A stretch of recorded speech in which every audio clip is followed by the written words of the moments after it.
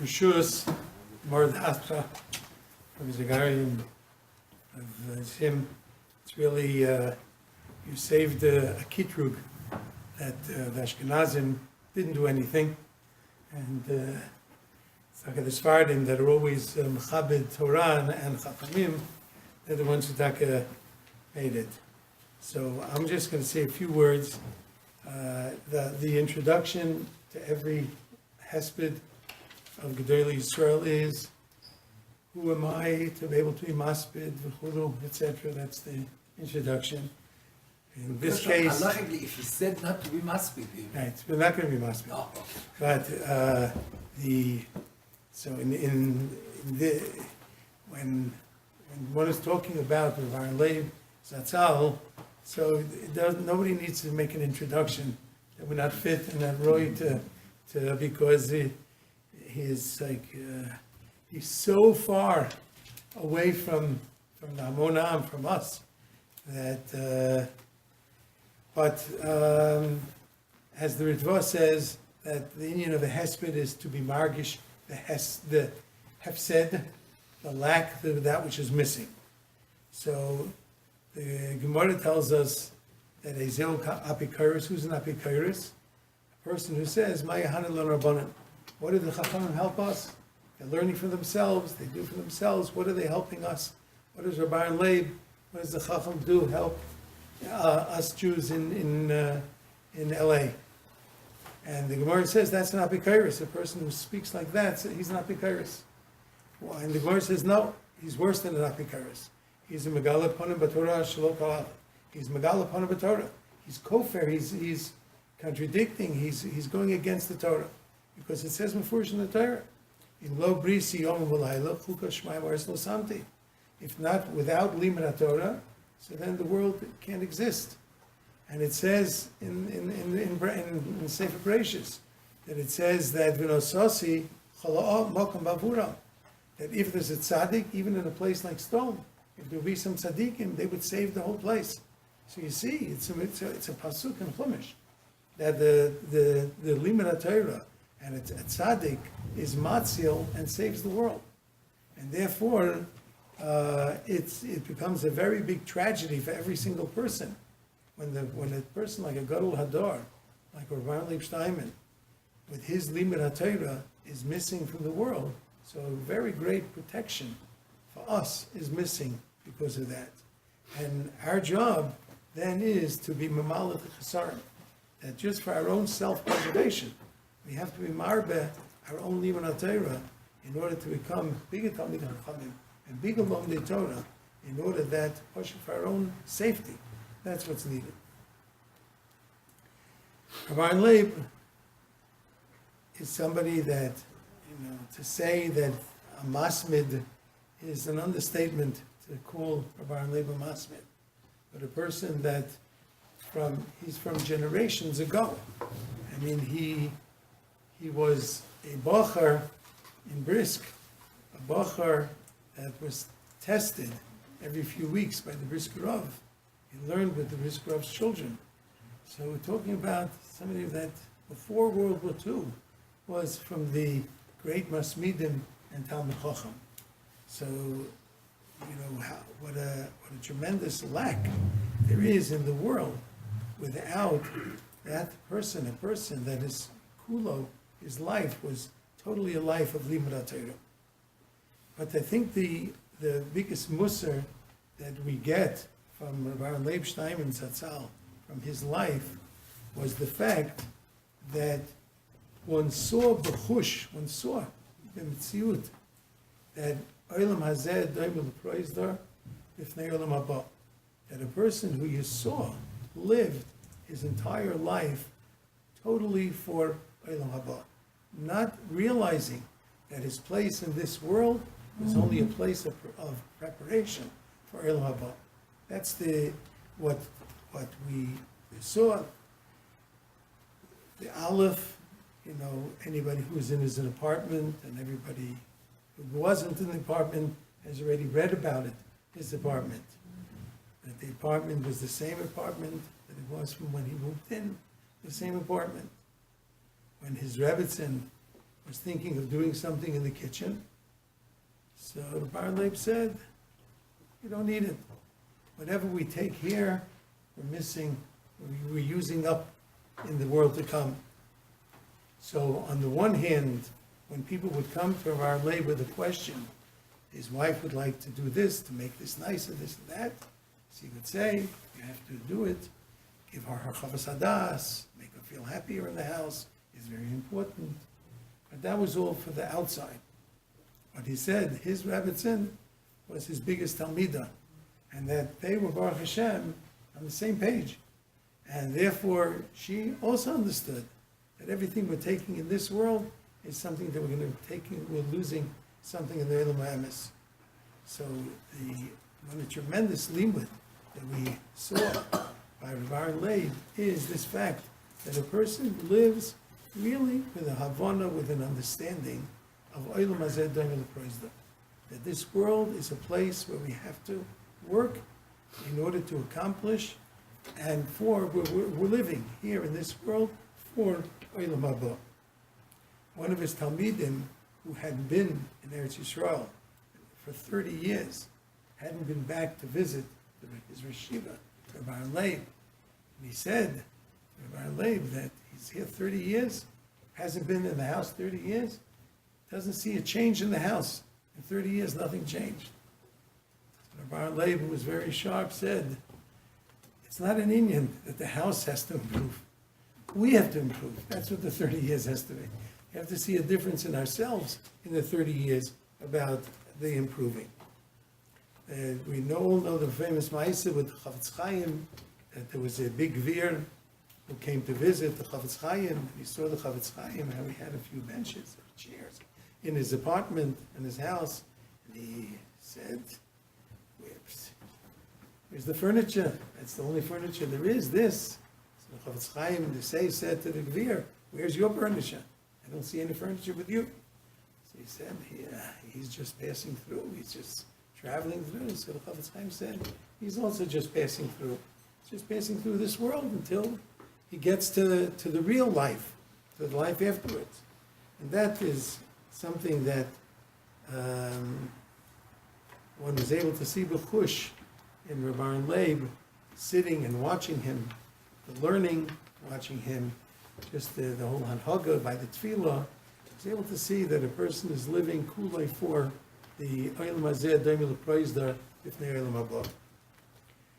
The one point made such an impression on me about that it was written that when he was the Rashiva in Kfar Saba, so there was very difficult times financially, and there was a tkufa in the winter that he wasn't paid. The whole winter he wasn't paid. And before Pesach, they got some money, and they came to Rabbi Leib to give him the pay for the winter, all the checks, so to say, that we missed. And he looked at them like in surprise, like, what is this for? He already got through the winter. There's no back pay. In other words, by him it was like push it. The whole shot of the money. You don't get a salary or money, this, that. You have to live. So you need money. But a person is locked out of his house and he needs a key. So finally he's looking this, that, and he's able to climb through the window. A little while later, somebody comes and says, oh, I have a key. And it says, it's too late, I don't need the key. It helps me, now I have a key. What does it help for the other? So around Leib, there's no need of taking money for a month ago, to live a month ago. Now I need money for Vaita. How did he exist? So he said that through the winter, him and his Rebbetzin had chatzilim, had eggplant for breakfast and for lunch and for supper through the winter. That's what they ate. And the person should have such a musar like that, so pashut that there's no reason to pay for the back, because I already passed that. So it's over. What do I need that for? I need money for Vait, but I don't need for the Aharon. That was a tremendous revelation that a person can mamish live for that cheshbon of Olam Hazeh Doim L'Proizder. Another nekuda, which also is Lamala Mitzir Sichleinu, is one of his Gaboyim, Itcher Rosengarten, his Parnosses and Safros, but he said about that he got a car. The reason he got a car was in order to be able to drive Aharon Leib. Years already ago. And when he would take Aharon Leib, they would talk, and he was taping the conversations that he was having with Aharon Leib. He was taping them. So one of the other people said, it's not their hair, it's the taping, the conversations that you have with Aharon Leib. He's just talking. Probably doesn't even know what a tape recorder is. So it's not their herets. So he said, okay, he'll ask Rosh Hashiva. Say yes. Say, where's Aharon Leib? If Aharon Leib has a problem, the fact that he's taping him. So Aharon Leib said, a person has to be ready that there's a camera, there's a tape with him 24 hours a day of his whole life. That's how a person has to live.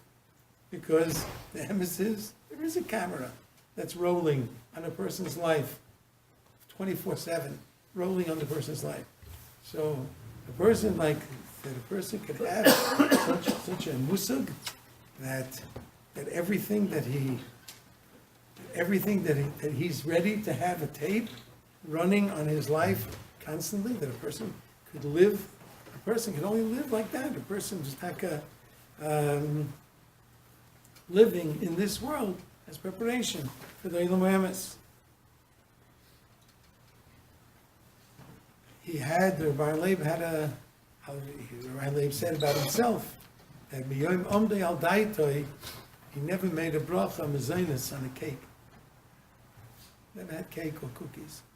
From Yom Omdei Al Daitoi, I don't know when he was on that Daitoi, if it was 13 or 15, even if it was 60, but didn't have mezainis on cake. He had a halacha shaila for himself. Because the halacha is that if a person is benching on Shabbos, and he chaps at he's up to Ali Chasrein, he doesn't remember if he said Ritzei or not. So the halacha is you have to say it again. If you miss Ritzei, you have to say it again. If you don't know if you missed, we assume you did your herigol, and therefore you have to say bench again. You didn't say Ritzei. So Aharon Leib had a shaila about himself, whether he has to be, if he would forget, if he doesn't remember, if he said Ritzei, whether he has to say benching again. So he asked him, why is the shaila? He says, because for the last 70 years, he didn't wash during the week. The only time he washed was on Shabbos and Yom Tov. So Memela, by him, his Ikar Birchas Hamazon was with Ritzei. So by him, if he has a suffix, whether he said Ritzei, so Mistami did, because his whole Birchas Hamazon, because 70 years, this didn't happen when he was nifta. They used to shali years back, but doesn't need it. My mechutin was those who know Bnei Brak. It's a very humid, not such a pleasant, not like LA. The weather. He was there in the summer, and he was by Aharon Leib, and said to the bring him something to drink. Give him some water to drink. It's hot and stuffy. So the Gabbai laughed at him, and they said, Aharon Leib, the doctor comes to him in the beginning of the summer, and Aharon Leib asks them, how much water do I have to drink a day? And the doctor tells him how much he has to drink, and that's what he drinks. That's all. So there's no such thing as walking around with a Evian bottle and walking around like an LA person. You have to always walk either with a coffee in one hand or the bottle with the other hand. Not like this is what the doctor says. This is what he has to eat, and that's the most of what he eats. Eilu remembers probably 10 years before the Yashiv was nifta, there was a big shaila that he had to have a surgery because there was something bursting by the heart. And it was a very delicate surgery. And the question was whether he should do it or not. It was a pikuch nefesh not to do it. But also the chances of survival were not very good chances. And Rabbi Yashiv paskin for himself not to do it.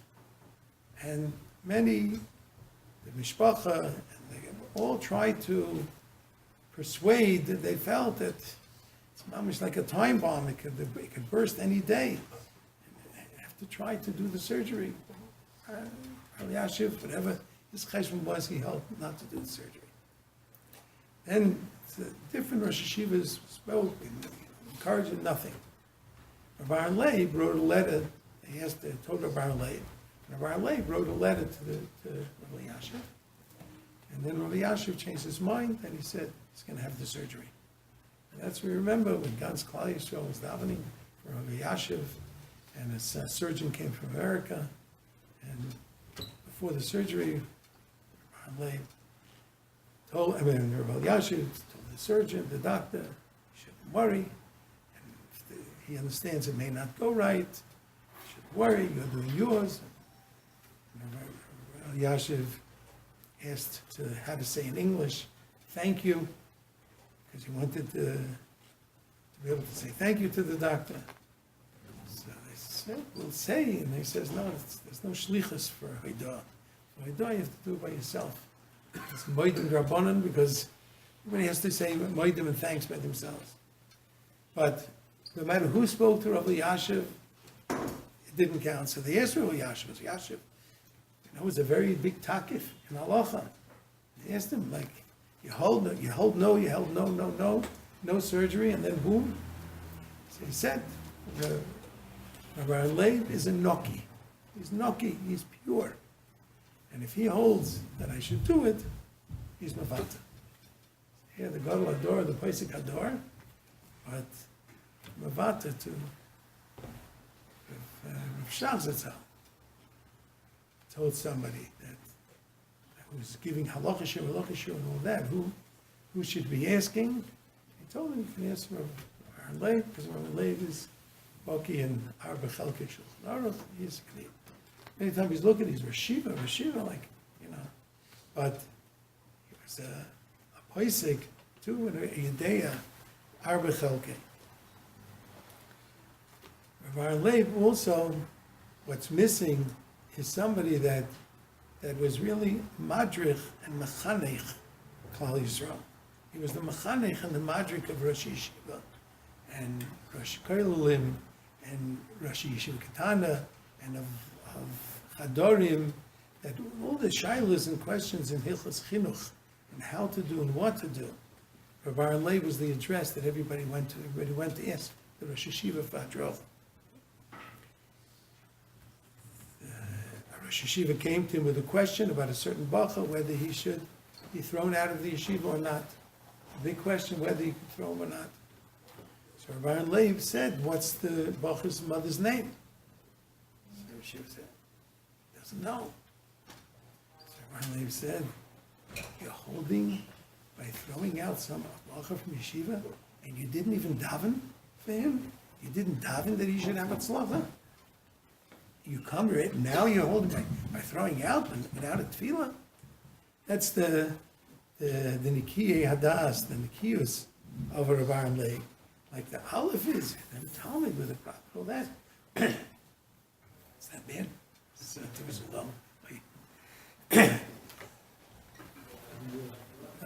Another example, a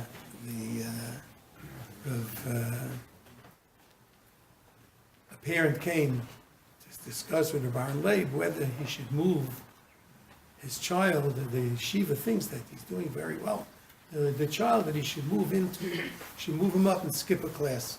He was discussing with Rabbi Leib whether he should or should not skip him with a class. Soon, right afterwards, another parent came, and the parent had to fakir to Shaila that the school is recommending that he should leave his child back another year. let him repeat this year. And the father was very nervous that maybe the child is going to get a mashber. It's a broken, he'll be broken. He'll feel, knocked down. He's going to be left back. And his whole class moves up and he'll be left back.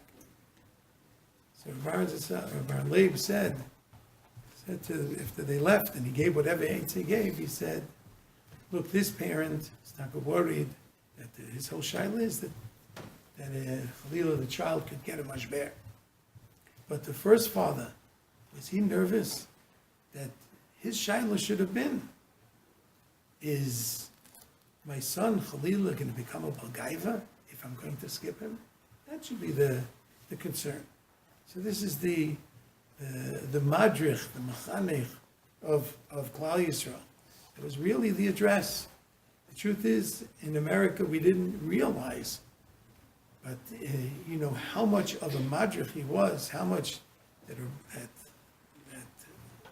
Rav Zatzal, when by his Sefer Yomov was machtir, so to say, crowned Rabbi Leib and told people this is the address that for Hanhaga, for Klal Yisrael, this is the address of where people have to go for their shayla. And the ikr, one could say the obvious ikr avoida of Rabbi Leib in the years, in the 20 years, 30 years that he was Madrich Klal Yisrael, was in his effort to be Magdil and to be Marbe, the yeshivos and the Kollelim. That was his tremendous effort and mechazik and being ma'odeh, the different Rosh Kollelim, to be Marbe and to make it bigger and bigger and Kollelim and more Yuvalite, because he, Mamish, felt that this is the Hagana, this is really the protection for Klal Yisrael, that the Limud HaTorah is the protection, and he lived that, and therefore that was his biggest effort, was to push to be Magdil more and more Kollelim, and Chanabi, Taka, over the years, the various people that were under him, Taka, were Marbe Kollelim in different cities, because he saw that this is the Tzorech Hashah for Klal Yisrael, to be Magdil, and the protection for Klal Yisrael is to be Magdil the Torah. So our Avodah is Taka to realize the hefsid that Klal Yisrael has suffered by a person who is mamish oisik b'Torah, kol yamav, and encouraged and wanted to be magdil.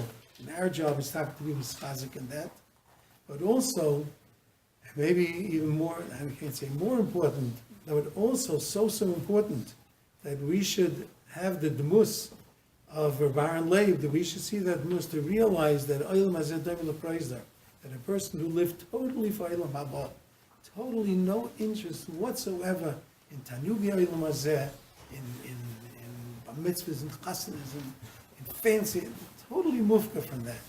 That if we could learn that zikr would be a tremendous maila for Klal Yisrael.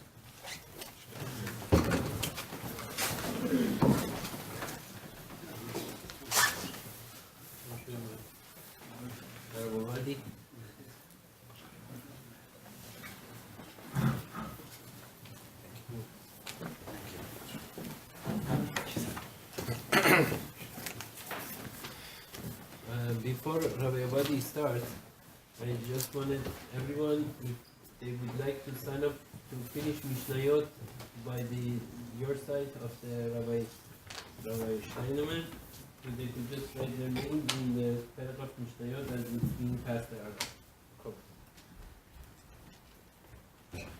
So, my voice is not so strong, so that's why you got me a microphone, and I really appreciate it. Thank you so much. I just want to say that I feel incredibly unworthy of being asked to say even a few words about the great Gadol Tzaddik, Leib Shteinmen, but at the same time, I feel that it was a tremendous zechut that I couldn't pass up, to give tremendous credit to Rabbi Sohayeg for being the organizer of this. It's really a tremendous zechut for each and every one of us who are here tonight to come and get chizuk and hear about this great gadol. Literally, in Eretz Israel at the time of his Ptira, it shut down the country. The only comparison that people were describing the closed roads, I wasn't here, maybe they best mentioned this, I don't know, I wasn't here at the beginning. But the only comparison that they described, the way that the roads were shut down and that people had to walk for miles, it reminded us of the Levaya of Maran, Rav Ovadia Yosef, and the way that Yerushalayim was shut down. So in a similar way, Bnei Brak was shut down, and all the roads leading to Bnei Brak, for the Levaya of this great Gadol. People who were in Eretz Israel, who I spoke to, they told me about how literally, like, it was not a home that everybody was just shocked to the core and broken in such a way. People came home and said, how are we going to have Simchat Chanukah? How are we going to have the kids came home from school and asked, how are we going to have our Hanukkah parties and our special things? And really, many of them were canceled or they were diminished because of the Avilut. So we have to understand that we in Los Angeles don't always recognize the tremendous impact that this made. The people in Eretz Israel who were closer to home, Ashkenazim, Sfaradim, Yerushalayim, Bnei Brak, all over the country, the Tirav, this great Gaon and Gadol, Hador, really shocked people to the core in a very, very deep way. And I don't know if there were other events in Los Angeles. I was looking out for them. I didn't see any other events. Maybe there were and I missed it. But it's a tremendous zechut for Torah Chaim and a tremendous zechut for Rav Sahayim, who's always looking to be Mezakeh Rabim, to be now again this tremendous evening of Chizuk. So, Chazak Baruch. I just want to say a few short things. I'm not speaking for very long. But the greatness of man lies in the simplest details. The greatness of man lies in the simplest details, and that really can be said the most about Aharon Shteinmen. His simplicity was world famous. Those of you who had the zechut to be in his apartment embodied really the famous story of the Chafetz Chaim, who was visited by a wealthy American Jew in Radin. And the visitor looked around and he asked, Rebbe, where's all your furniture? Where's all your things? Where's all your furnishings? The Chafetz Chaim, he turned back to him and he said, where's your furniture? And the man said, Rebbe, my furniture is back home, I'm just passing through. And the Chafetz Chaim responded and he said, I too am just passing through here. We're all just passing through Olam Hazeh. And that was the way the Chafetz Chaim lived, and that was the way that Shteinmen lived. The closest example, when you hear that story about the Chafetz Chaim, whenever I thought of that story, I thought of the apartment of Hagon or Shteinmen and the simplistic way that he lived with wall-to-wall sweating and not much more. But his greatness didn't only lie in the simple way that he lived materially. It was also the way he spoke. I'll explain. Around 20 years ago, I was learning in the Kollel, Rosh Yeshiva, Rav Tzvika Shalevsky Shlita in Givat Shaul. And Rav Shteinmen was invited to be a sandak at the Brit Milah of one of the Magidei Shiur of the Yeshiva. He came all the way from Bnei Brak. It was a very big deal for everybody.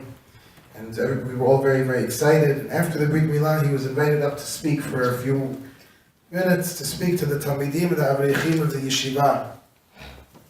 So, he's speaking to a room full of people who are dedicating their lives to Torah all day long.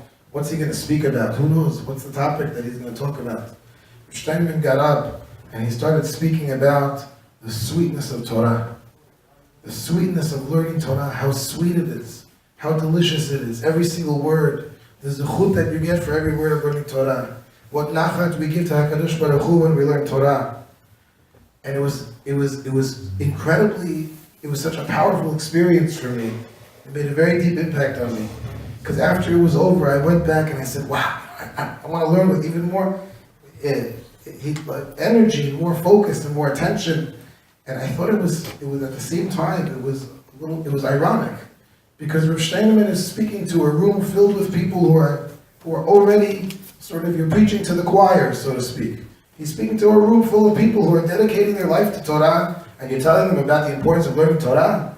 he should speak, there's other topics that maybe that are important. To a room of Balabatim, he should speak about Torah. But to speak to Bnei Torah about Torah, it seems like it's a bit superfluous. And yet, I can tell you, being in the room, that the simple words of the sweetness of Torah that he described came from such a deep part of his own neshama that it touched every one of our hearts in such a deep way. And even though he spoke simply, that was the power of his words because they came from the depth of himself. And the only comparison, again, that I can think of is to the Chafetz Chaim. Famously, the Chafetz Chaim, similar to Rav Shteinmen, the Chafetz Chaim was a tremendous, not only great tzaddik, but he was a tremendous Talmid Chacham, the author of the Mishnah Berurah.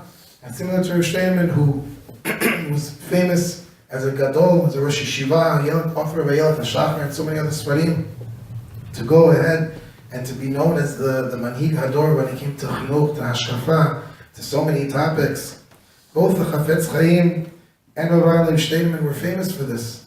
Rabbi Chanan Wasserman, the student of the Chafetz Chaim, famously would sit, and he would sit at the edge of his seat when the Chafetz Chaim would speak, and people would say to him, Rabbi Chanan, you've heard this is your Rebbe, you've heard him speak so many times, and when he speaks simple things. The Chafetz Chaim would speak simple topics, simple mishalim and other things to inspire. How are you able to listen to it with such enthusiasm? And Rabbi Chanan famously said, when the Chafetz Chaim speaks, he's coming from his heart, it's a different type of a way. It's not the words, it's who it's coming from. And so the same is true with Rav Shteinmen.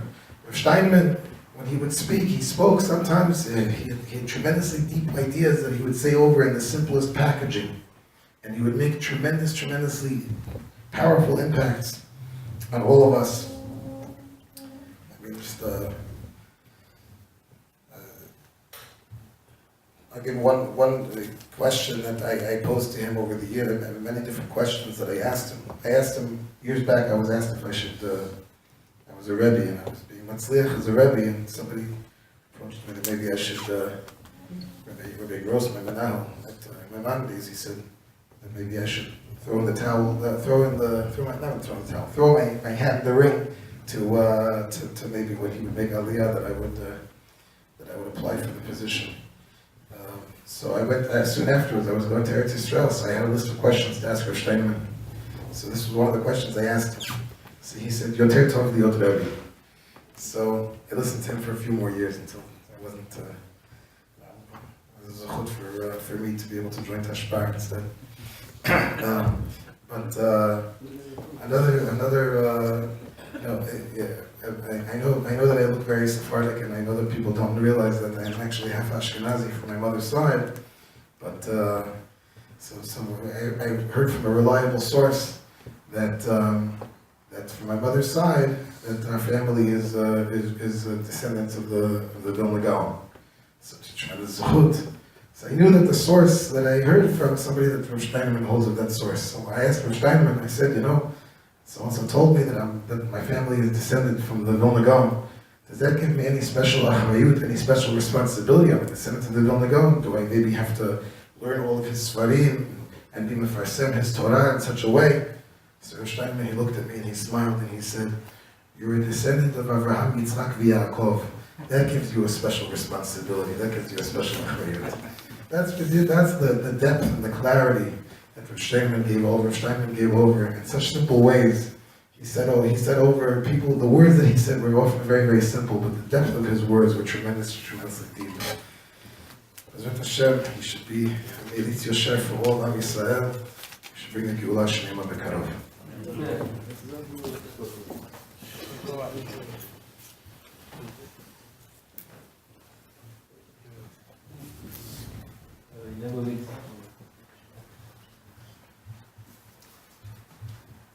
Do it have a microphone?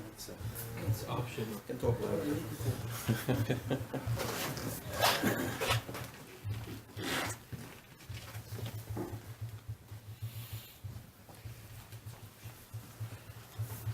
I think there are a number of reasons why I'm here tonight.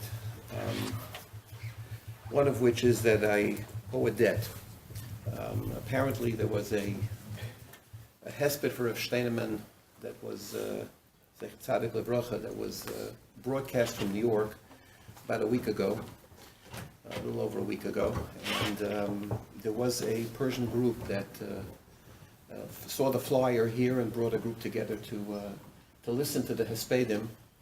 They were coming from the Novominsky Yeshiva in New York, and as it turned out, the first three speakers spoke in Yiddish. And throughout the entire, I was listening on a hookup someplace else. My phone was going crazy. I was getting texts and emails, and it's like, this is disrespectful. How could you do this to us? How you talking? And they were right. They were right. And I had said it, that was Rabbi Amiri. I mentioned to him, I said, you know, if you want to do an asifa, I'm going to come, and I'll get you people to come, because it wasn't right that it wasn't publicized, at least that it would be in Yiddish, so people wasted their time when they went and they weren't able to understand. I think that was the genesis of this night, to be honest with you, why this evening came together, among other things. Everybody has mentioned that they're not roy to be maspid. Aharon Leib Zatzal. If the other rabbis that spoke before weren't, I certainly am not. But the Bechinas, the Gemara in Sukkah says, Im eini kan mikan. If anybody could be maspid, I could also be maspid, because we were all so far from Aharon Leib, that if anybody can speak, everybody can speak. To a large degree, I'm here because I had somewhat of a personal relationship with the Rosh Hashiva. I wasn't a Talmud, I wasn't Makurev to the Rosh Hashiva, but in various different jobs and iterations, I had the chus to be with him, especially many times, but especially in 2006 when the Rosh Hashiva came to Los Angeles.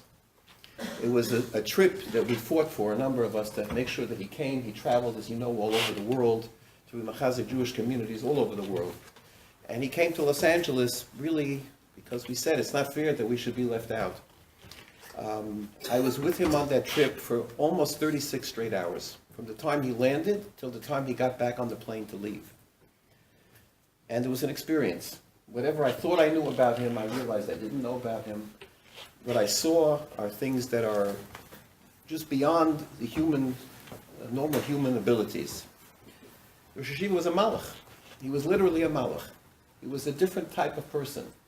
A person from a different time, a person from a different generation, a person who was not similar to anything that we see every day. I was zeicher to see the first Satmar Rebbe, the old Satmar Rebbe. It was very similar in a lot of ways. And they actually had a kinship. They actually met. As many other Gedolim met Aharon Leib in his youth, and just by looking at it, we're able to perceive that he was not a regular person. He was beyond a normal person. I recall during that trip, driving. The memory I have of that trip was driving to, we had an asifa that was in the Universal Hilton, which we set up for about 2,500 people. We were expecting a big crowd. He came to Los Angeles together with the Ger Rebbe, and the Ger Rebbe, Yibod L'Chaim Tovim, was so taken care of, so machshav of Aharon Leib, it was not normal. The Ger Rebbe is a leader of a tremendous chassidus, thousands and thousands of chassidim, and he walked next to the Aharon Leib like a child. The asifa was set up for about 2,500 people in the hotel. More than 6,000 people showed up to that asifa. We had to set up screens outdoors. It was just unbelievable. I didn't know we had 6,000 Yidden in Los Angeles that knew who Aharon Leib was, much less 6,000 Yidden that were Orthodox that would come to any kind of event. I don't think there was ever an event in the city of Los Angeles that had this many, a Jewish event period, that had this many people. And it was, maybe some of you remember it. Maybe some of you remember the interactions. What sticks in my mind was, I was zeicher to drive with him. I was in the car. And, we rented a van, and I sat in the passenger seat. We had a fellow who was driving, and the Rosh Hashiva sat with the Ger Rebbe in the back seats. And I remember driving across Cahuenga and Hollywood Boulevard, and I looked back into the back seat, and I said, I'm sitting here in a car with Aharon Leib Shteinmen and the Ger Rebbe on Hollywood Boulevard. How do you talk? Who would believe it? Who could imagine it, And I looked back, And they were completely oblivious to it, completely oblivious to what was going around. They were talking in Torah, they were talking in different things. That memory just sticks in my mind, just to say, yeah, you know, it very much sticks in my mind. I don't know how many people know about him.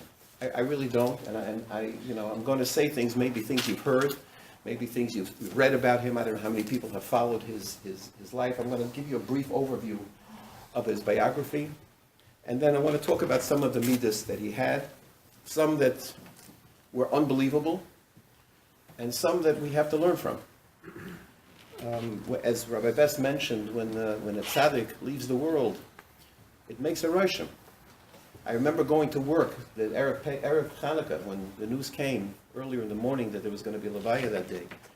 And I walked in, I work at Cedar Sinai, I walked into the hospital and I saw many Yidden there, you know, not from Yidden, but, you know, people that I see every day. For them it was a regular day. It wasn't a regular day in the world, it wasn't a regular day. And it hurt that, you know, people didn't understand what had happened, what was going on. And I remember I put on the levaya in my office. We had a hookup to it, and people were coming in and they were shocked. They just couldn't believe that such an event could take place. 500,000 people. An entire city shut down.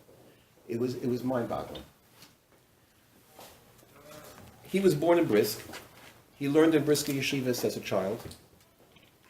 The famous story about Rabbi Leib was when he was of age to be drafted into the Russian army. There was a fear that he would be drafted, and he escaped to Switzerland. And he was there in yeshiva with many other Gedolei Torah who also escaped at a similar time for a similar reason, till the beginning of World War II, at which time, being that he was a foreigner in a foreign country, he was put in a Swiss labor camp together with many of his compatriots, went through whatever they went through, but eventually survived. And similar to Yosef HaTzadik, the leaders of the camp, the non-Jewish leaders of the camp, took a liking to him. They saw something in him. And he was moved from hard labor into office work because they felt everything he touched seemed to go well, so they put him in a position where they could also benefit from it. Eventually, he was in the yeshiva in Montreux in Switzerland. Eventually, he made his way to Eretz Yisrael after the war. And in Eretz Yisrael, he went into the Chazon Ish. He went into the Brisker Rov. These were all people who knew him, people who knew of him. They say the Chazon Ish used to stand up when he came into the room, a younger man. Chazon Ish would stand up when he came into the room because of his tzidkus. He was known to come out all the Gedolim. He was close to the Brisker Rov, as I mentioned. The Chazon Ish eventually told him he was learning in the Kollel to go to Kfar Saba and open yeshiva there. He did that for 10 years. He was yeshiva 10 years in Kfar Saba. Eventually came back to Bnei Brak. He had 2 yeshivas in Bnei Brak. The last one he opened in his last years. One yeshiva he gave over to his son-in-law. And he was a Marbitz Torah. That's the biography. Doesn't sound like an exciting biography, but it doesn't begin to tell you who Rabbi Leib Shteinmen was. It doesn't begin to tell you what a Kaddish B'Torah he was, how he lived his life,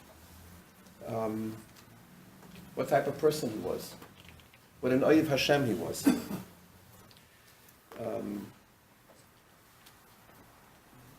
Rabbi Best spoke before about his hasmod and learning.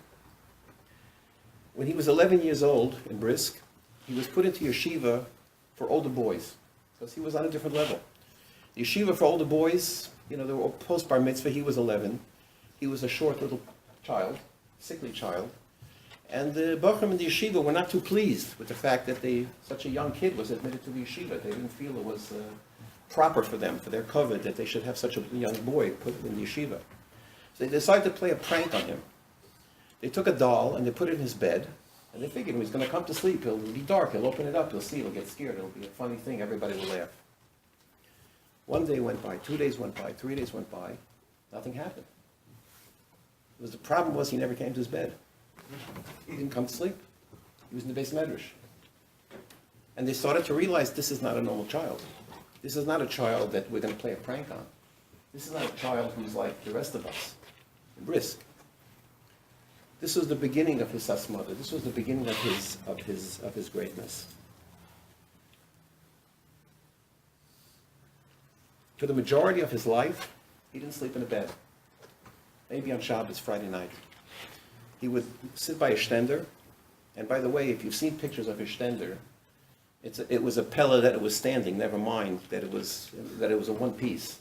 He had a stool that he would sit on with no back. He didn't think he needed a back on the chair. For years, on that shtender. And in the middle of the night, he'd put his head down for an hour, pick his head up, and he would continue. That's how he lived. That's how he learned. The Novominsker Rebbe told me that when he came to New York on a trip, he stayed by the home of the Novominsker Rebbe. So he was makabel. People were coming in till 12:30 at night. At 12:30, the Rebbe said, "This is too much." He closed the door. He said, "That's it, Ad Kan." And they showed him to a room where he was supposed to go to sleep. And the Rebbe was tired, so he went to his room and he went to sleep. And he woke up with a stir at about 3:30 in the morning because he figured, I don't know, he was just nervous, whatever, everything was okay. He walked out into the living room and he found Rabbi Leib learning with Chavrusa. He came from 12:30 till he got settled, another 15 minutes. By 3:30 in the morning, he was already learning the Seder. This is the edus I had from the Novominsker Rebbe. It's interesting that when he was here in Los Angeles, he mentioned to me, he said, I'm over 90, well over 90. I'm older. I can't do what I used to do. I don't have the koyach to do what I used to do. So he maybe slept for 3 hours and 3.5 hours instead of sleeping only for 2 hours or 1 hour. And that's why I'm traveling around the world, he said, because now I don't have the koyach to learn like I used to, so I'm going to be mechazekid, I'm going to do something different. He was a porush. He was a person who was, as was mentioned, completely separate from this world. He didn't eat.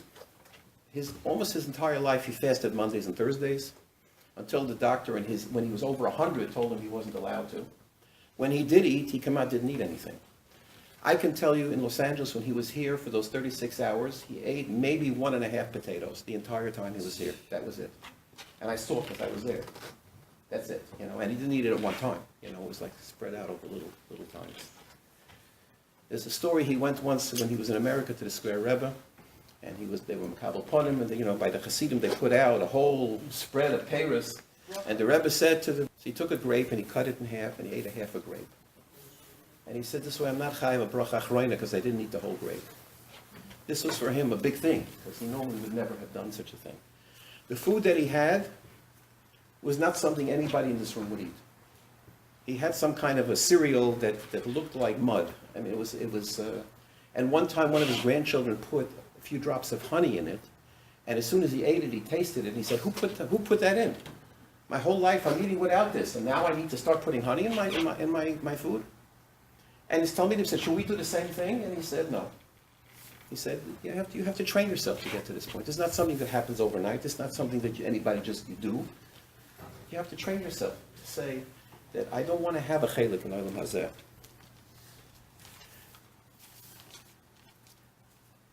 I remember when the first trip he made to America, to New York, at some point they felt he wasn't well, and they took him to Lenox Hill Hospital, Rosh Hashiva. And they ran a battery of tests like they do in any hospital. And he said, "I'm fine." He got up, he ready to leave the hospital, and the doctor came out and said, "I don't know, the numbers, according to the numbers, he shouldn't be alive. There's no way he could be alive with these numbers from his tests." That was when he was in his 90s. He lived another 15 years after that time with the same numbers. And he used to go into the hospital a little bit and then come out of the hospital. Even when he went in this time, we felt, he'll probably come out, he was 104, then he would come out again. The midah of histapkus, the way he was able to hold himself back and not take from the world more than what he needed. Everybody spoke about this apartment. We've heard it many times. Has anybody here ever been to that apartment? I don't know if Badi mentioned that he was there. I was in that apartment many times. That apartment you could fit into this corner. 3 rooms. You could fit it into the corner of this room. The kitchen was not a kitchen, it was in the hallway. There was a little burner that was on a shelf. There was some other little cabinet with paint coming off of it. I didn't see a refrigerator there. It wasn't the kitchen that I would eat from. Okay, but that was his kitchen. He had a room that was ostensibly a dining room. It turned out to be a Kabbalas Panim room because people came and that's where they waited to see him in that other room. He had a Svarim shank in that room, and there was a table in that room. And usually there were chairs that somebody had brought in and piled in the corner because for people who were coming, they weren't his chairs. The room that he sat in and learned had no Svarim. The room had no Svarim shank in it. The light was on a wire, a light bulb on a wire. There was no chair. He sat on his bed.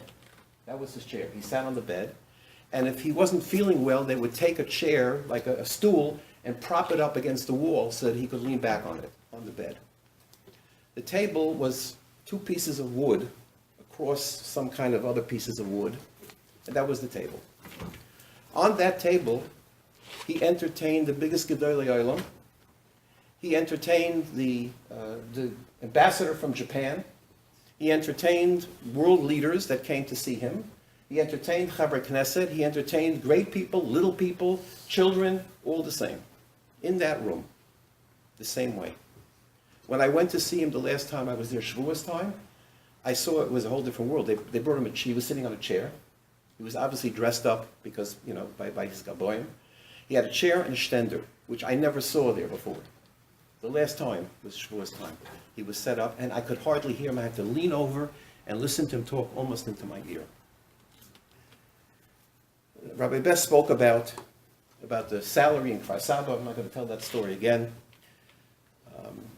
There was a time when the table that he had was falling to pieces to the point that it was a pachad. When they set up the table for Shabbos, they weren't sure if the dishes would remain on the table till Shabbos started, because the table would tip or fall or something would go wrong. And his son came and said, let's go buy a table. And he said, I don't need a table. I have a table. He said, but the table's not working well. So he said, when the table collapses, I have to go buy a table. Until then, I'm going to go buy a table. I'll be in this table store, and Mashiach will come, and they'll say, where's Rabbi Leib? And I'll say, I'm in the table store, in the furniture store. How would that look? How could that be? So we don't need a table. When it falls apart and it collapses, we'll get a table.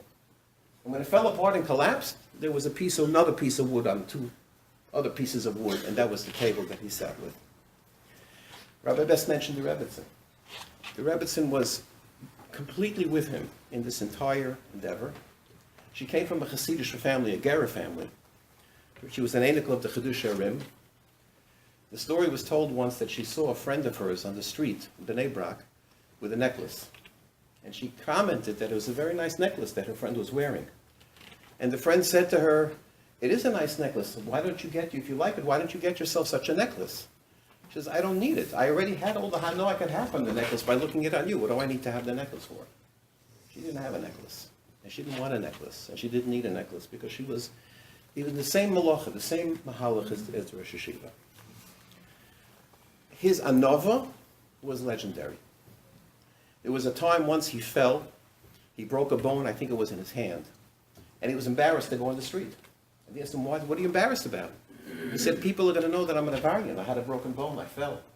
HaKadosh Baruch Hu took a nekama. People are going to know that I did a virus. I can't walk out in the street. That was his anivas. That was his feeling of anova. Shortly before he was nifter, he went into the coma for the last time.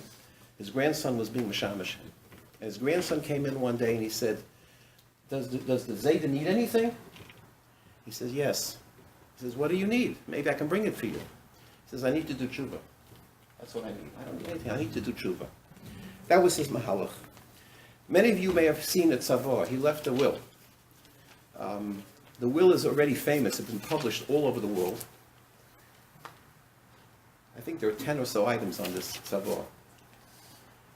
He requested that no one should make a eulogy for him. No one should write articles in the newspapers about him. No announcement should be put up about his funeral. He wants to be buried with the simple people.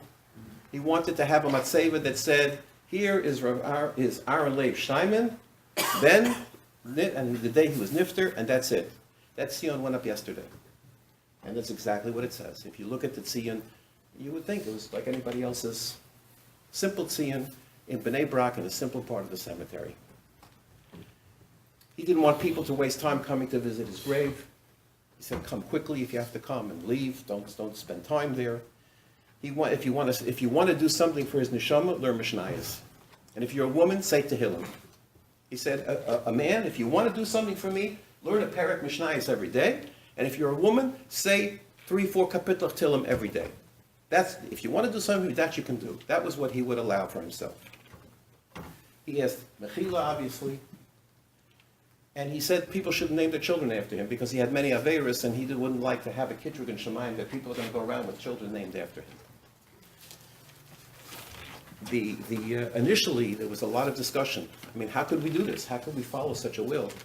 Rav Chaim Kanievsky paskin that the Olam should say Hespedim on him because the Hespedim are not about him, they're for Klal Yisrael. He was Klal Yisrael, he was the Jewish people, and we have to mention that. We have to understand that, and we have to remember that. And he said we had to, even on Hanukkah, he said the first day Hanukkah, you want to make the parties a little less Leibedik, fine, but after that, this is what you have to do. And based on that psak is why we're having these asifas, why we're having these discussions and having these meetings.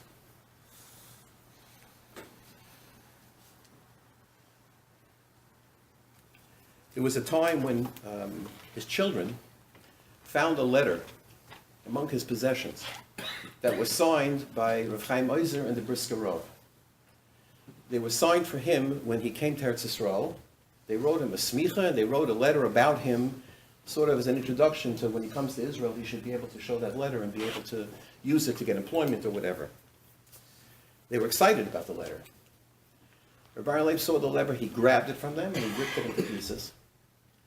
And he said, they did what they have to do, but why should I be Mefarsam Sheker in the world? How can I do that? Now, this letter today, if you can imagine, if you had a letter signed by Rav Chaim Oizer, Gajinsky, and the Brisker Rov, you could take it to what do you call it, an auction house today, and 6-7 figures you could get for that letter. He didn't want the letter. He didn't care about the letter. The letter was done, they did what they did, but I have to do what I have to do. That was his level of anivus. The question really is, how can we relate? How can we relate to somebody like this? What does it mean for us that he's not here? What does it mean that we should tell these stories and listen to these stories? What is it all about? And there are two pshatim I want to say, just two very brief pshatim. They say over the name of Rabbi Yisrael Salanter that he was once asked, how did he become Rabbi Yisrael Salanter? He was the progenitor of the Musar movement, the first of all the Bali Musar. How did you become Rabbi Yisrael Salanter? And his answer was, I tried to become Rabbi Kiva Eger, and that's how I became Rabbi Yisrael Salanter. If we want to become what we can be, we have to aim to be like the greater people. We have to aim to be something even that we can't necessarily be. The Sefer HaMaspik, Avraham ben HaRambam, the son of the Rambam, wrote a Sefer called Sefer HaMaspik, and he discusses Midas in there.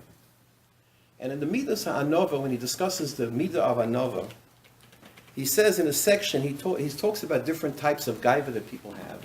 One kind of gaiva is gaiva haba mitoich hadas, or al yidei hadas. People get gaiva out of the fact that they're religious. They're proud of their religion, and they're proud of their accomplishments, and they seek, covet because look what I've accomplished, how much Torah I learned, etc. And he says, one of the examples that he gives, he says, if a person, to overcome this such a thing, a person should look at Malochim and Galgalim. Angels and the celestial beings, these are all the Avdei Hashem that have reached a level of shleimus. They were created that way. They have Bechira. But they've reached a level of shleimus, of perfection, of doing the word of HaKadosh Baruch Hu.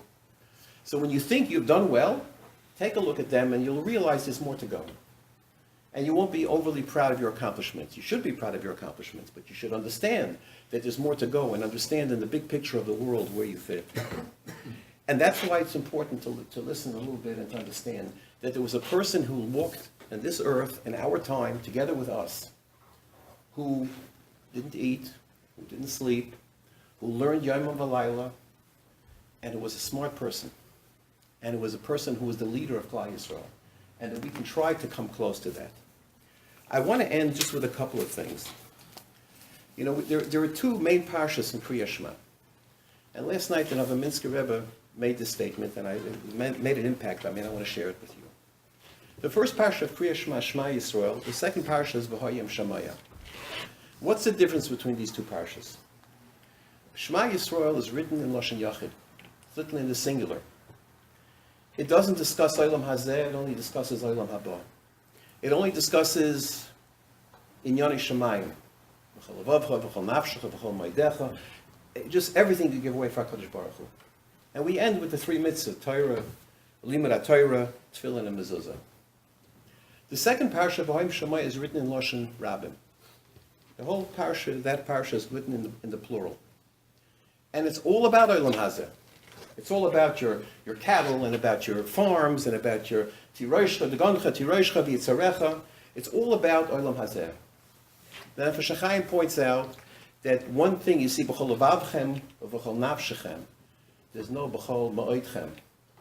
Because when you're in this world, it's very hard to say, I'm giving everything I own, everything to HaKadosh Baruch Hu. That's a hard thing to do.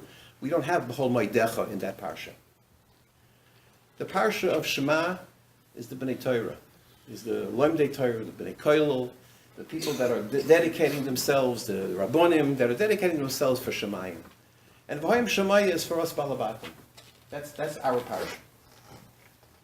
Aharon Leib was a person who lived Shema. He lived it to the ultimate. But you know something? He also understood V'hoim Shemayim. He also understood the Posha dimension. He understood the regular people. And I want to give you a couple of examples. On a personal level, I had the zchus again to be with him on a number of occasions. One time he sat me down and told me I have to work for the Keren HaShvius. I have to collect money for the farmers for Shemitah. Another time he told me you have to do work for Chinuch Atzmoi. You have to go and do, because there are children that need to go to yeshiva, otherwise they're not going to go to yeshiva in Eretz Yisrael. Chinuch Atzmoi. The French children that are coming to Eretz Yisrael don't have yeshiva. You have to help, you have to go do this. I kept getting jobs. Every time I would go there, I would get a job to do, and I'd have to, come back and report how well we did.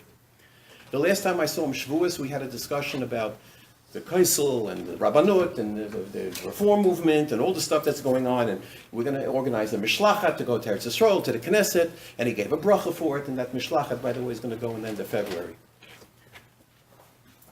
These are all things of the world. Rabbi Best told an interesting story about Chinuch. I'll tell you another ma'aser that happened by Chinuch, the one with the mother's name. There was a manal from Florida who came to see the Rosh Yeshiva and said to the Rosh Yeshiva, I have a boy that has to leave the yeshiva, and I don't know what to do. And he discussed all the issues, and the yeshiva was masking that the child needs to leave the yeshiva. It was a problem, the child has to leave the yeshiva. So the manal was getting up to leave. He said, no, where are you going? Sit down. He tells his Gaba, I want Rav Shmuel Kamenetsky on the phone right now. They called Rav Shmuel Kamenetsky in America. He says to him, this man is starting in about a week. There's a boy in Florida who doesn't have a yeshiva. We need to make a yeshiva for him. So Rav Shmuel says, in 3-4 days, this man is starting. So Aharon Leib said to him, so you have 3-4 days. It's fine, no problem. Let me know when it gets done. The boy was in a yeshiva. They made a yeshiva in Florida, in Miami. The child was in a yeshiva with 10 other bachrim 4 days later. Okay? This was Aharon Leib. This is understanding. You can't just leave somebody on the street. You can't just forget about it. He used to make a cheshbon nefesh on everything. He made a cheshbon nefesh on his financial issues. Do you know how many millions and millions and millions of dollars went through his hands, tzedakah money? He had an envelope for this, an envelope for that, an envelope. Each one was taken care of. Barachel b'tchaktana, where it went, what it was for, and people very often came. There was a ma'aser once with a gevir, a very wealthy person, who came and gave him a big check for his kollel, that he should help for his kollel.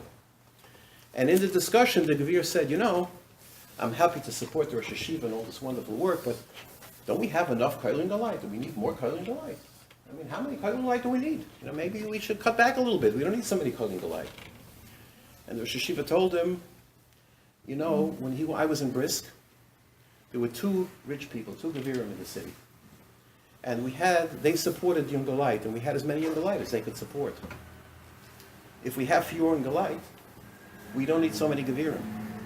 So if we have fewer Yom Galite, the HaKadosh Baruch will make less gevirim. Is that better? That wasn't such a good idea. The man understood right away what the Rosh Yeshiva was saying.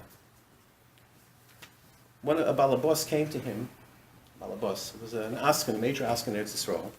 Erev Yom Kippur, he said, I came to the Rosh Yeshiva to ask Mechila. That's what people do, Erev Yom Kippur. Rosh Hashiva looked at him and he says, "You're a big Balgaiva." I said, "Balgaiva? What do you mean I'm a Balgaiva?" He said, "You're coming to Rosh Hashiva to ask Mechila, so you go tell everybody you went to Rosh Hashiva to ask Mechila. You know you don't have anything to ask Mechila from me for. You know that there's, nothing going on. Tell me, did you ask Mechila from your wife? How about your children? Did you ask Mechila from your children? Maybe your Pekeh and your cover? Your friends in shul, did you ask Mechila from them? You go ask Mechila from them, then come ask Mechila from me." He was an Ish Emes. He could see through all the baloney. He could see through everything. The two things bothered him in his life. When he was during the war, he was in Switzerland.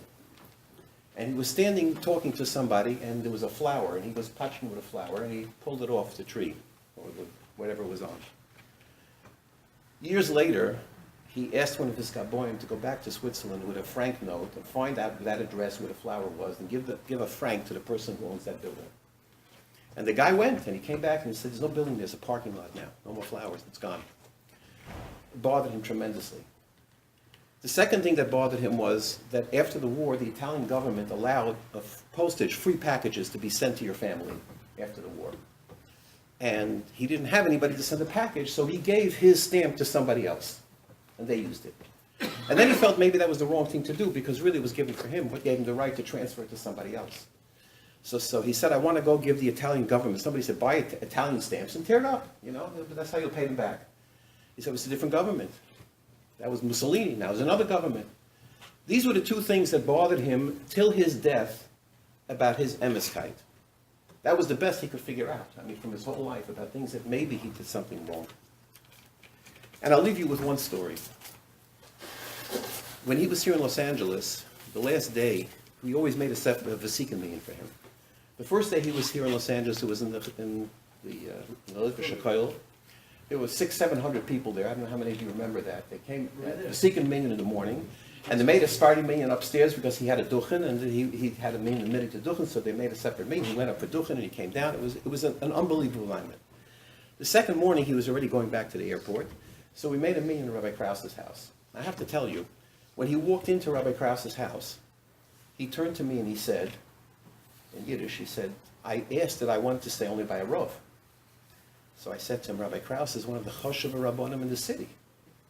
And he looks around Rabbi Krause. I don't know how many of you know Rabbi Krause's downstairs duplex apartment that's pretty sparsely furnished.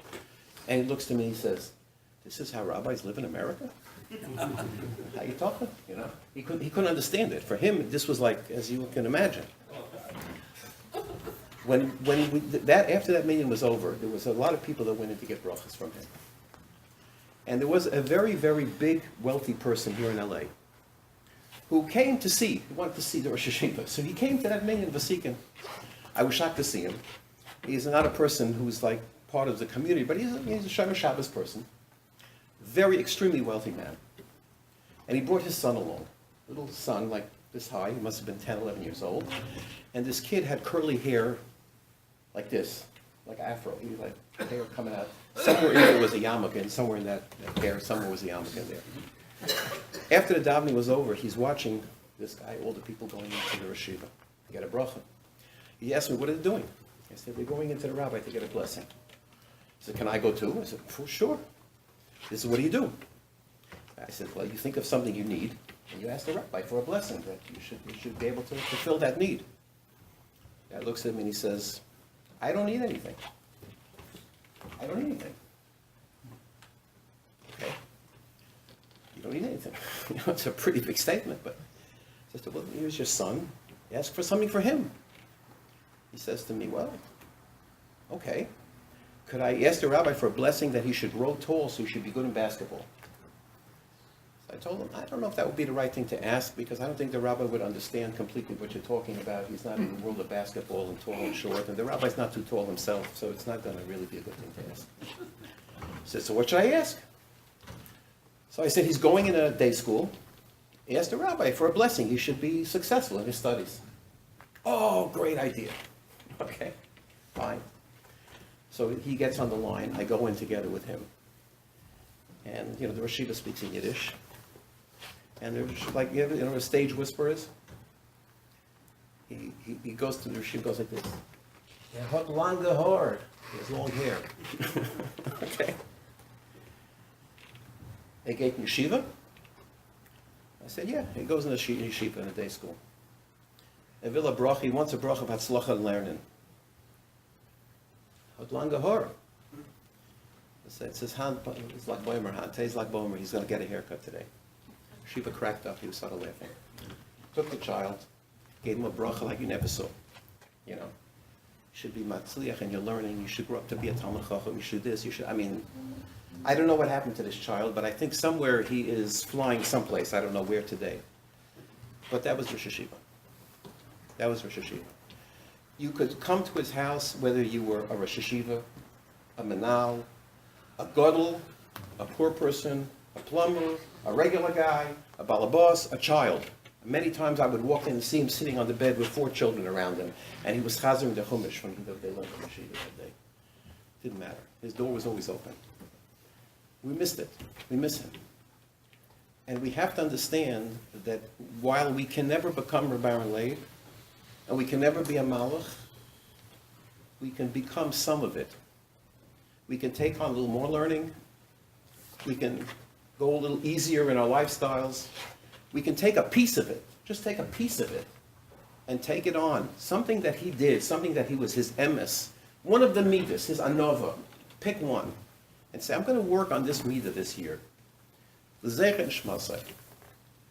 Learn Mishnayos, say Tehillim, do something. That would be the biggest Eli for a neshama like this. And if more and more people will do it, we'll see a Yeshua in Klal Yisrael.